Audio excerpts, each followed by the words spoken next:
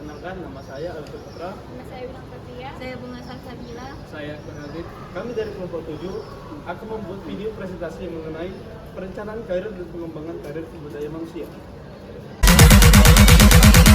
Welcome to the Baseface Network.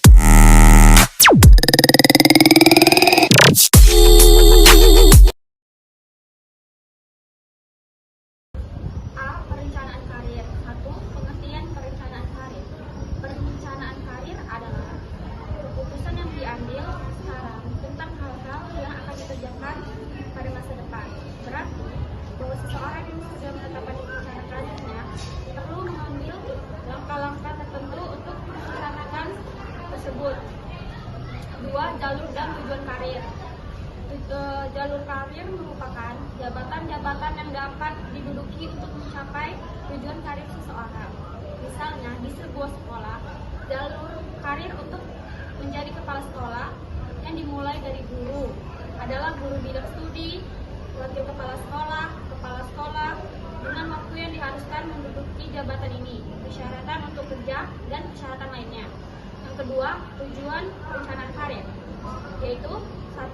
Meningkatkan kesadaran diri dan pemahaman diri. Kedua, mencapai kepuasan pribadi. Ketiga, mempersiapkan diri pada penempatan yang memadai. 4. Mengefisienkan waktu dan usaha yang dilakukan dalam berkarir.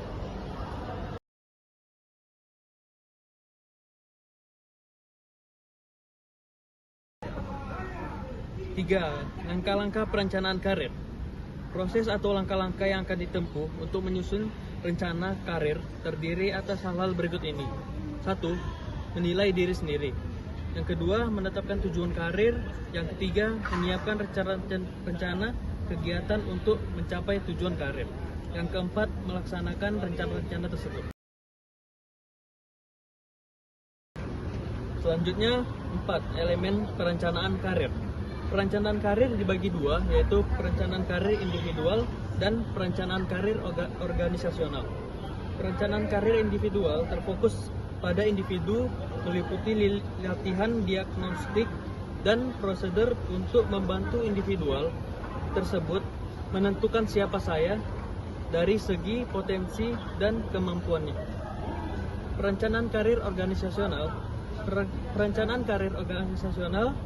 Perencanaan karir ini mengintegrasikan kebutuhan SDM dan sejumlah aktivitas karir dengan lebih menitiberatkan pada jenjang atau jalur karir. 5. Faktor-faktor yang mempengaruhi perencanaan karir. 1. Tahapan-tahapan kehidupan karir. Karena perencanaan karir lebih banyak merupakan tanggung jawab individu, maka yang dilakukan individu dalam upaya perencanaan karir meliputi tahapan-tahapan berikut. Yang pertama, entry stage. Yang kedua, mastery stage. Yang ketiga, passage stage. 2. Jangka karir. Ada 5 jangka karir yang dapat dipilih seseorang berkaitan dengan sesuatu. Yang pertama, jangka karir fungsional. Yang kedua, jangka karir manajerial. Yang ketiga, jangka karir kreativitas. Yang keempat, jangka karir otonomi. Dan yang kelima, jangka karir keamanan. 3. Jalur karir. Jalur karir merupakan urutan jabatan-jabatan yang dapat dan harus diduduki untuk mencapai tujuan karir. Ada 3, yaitu vertical system, turns at branch system, dan plan job rotation system, serta diamond system.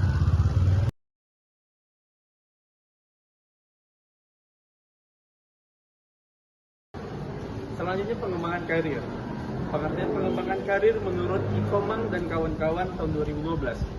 Pengembangan karir adalah peningkatan pribadi yang dilakukan seseorang untuk mencapai suatu rencana dan peningkatan oleh Departemen Personalia untuk mencapai suatu rencana.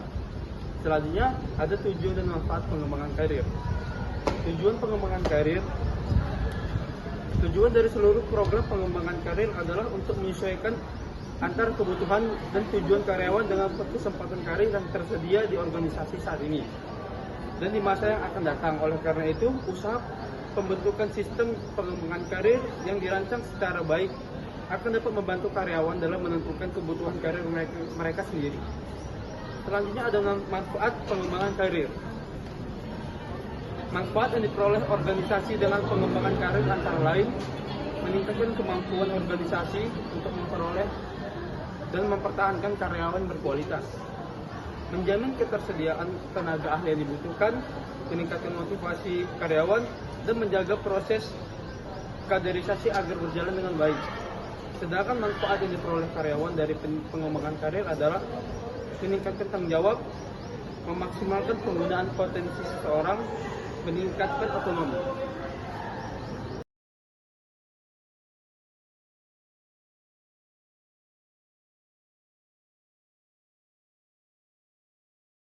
Lalu manfaat pengembangan karir secara umum. 1. Mengembangkan prestasi pegawai. 2. Mencegah terjadinya pegawai yang meminta berhenti untuk pindah kerja dengan cara meningkatkan loyalitas pegawai. 3. Sebagai wahana untuk memotivasi pegawai agar dapat mengembangkan bakat dan kemampuannya.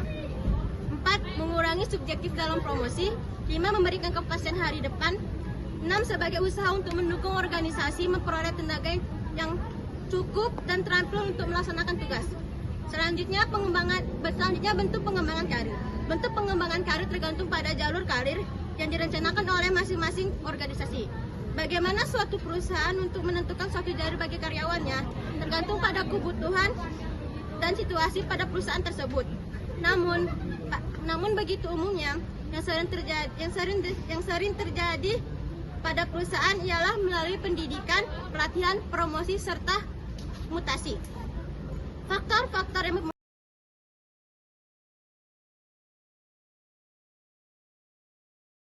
mempengaruhi pengembangan karir. Hasto Joko Nurutowo dan Melen Sugiarto memberikan 9 faktor pengembangan karir pada suatu individu di suatu organisasi. Pertama, hubungan pegawai dan organisasi. Kedua, personalia pegawai. Ketiga, faktor eksternal. Keempat, politik dalam organisasi. Kelima, sistem penghargaan. Keenam, jumlah pegawai. Ketujuh, ukuran organisasi. Ke-8, kultur organisasi. Dan yang ke-9, tipe manajemen. Siap.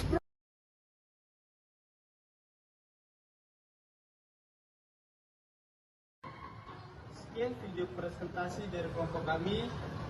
Terima kasih sudah menonton. Wassalamualaikum warahmatullahi wabarakatuh. Jadi jangan